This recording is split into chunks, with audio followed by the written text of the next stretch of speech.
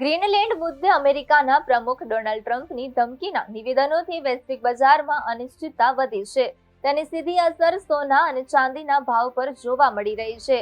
આજે દેશની રાજધાની દિલ્હીમાં 24 કેરેટ સોનાનો ભાવ ₹1,49,920 સુધી પહોંચી ગયો છે, જ્યારે 22 કેરેટ સોનું ₹1,37,460 અને 18 કેરેટ સોનું ₹1,12,480 પર ટ્રેડ થઈ રહ્યું છે. હવે ચાંદીની વાત કરીએ તો દિલ્હીમાં સતત ત્રીજા દિવસે 1 કિલો ચાંદી પણ મોંઘી થઈ છે. એક દિવસ સ્થિર રહ્યા પછી 3 દિવસમાં 1 કિલો ચાંદી ₹25,100 મોંઘી થઈ છે. બજાર નિષ્ણાંતોના જણાવ્યા મુજબ આંતરરાષ્ટ્રીય રાજકીય તણાવ અને ડોલરની અસ્થિરતા વચ્ચે સોનાના રોકાણકારોની રસદારી વધી છે, જેને કારણે આવનારા દિવસોમાં પણ ભાવમાં ચઢાવ ઉતાર જોવા મળી શકે છે.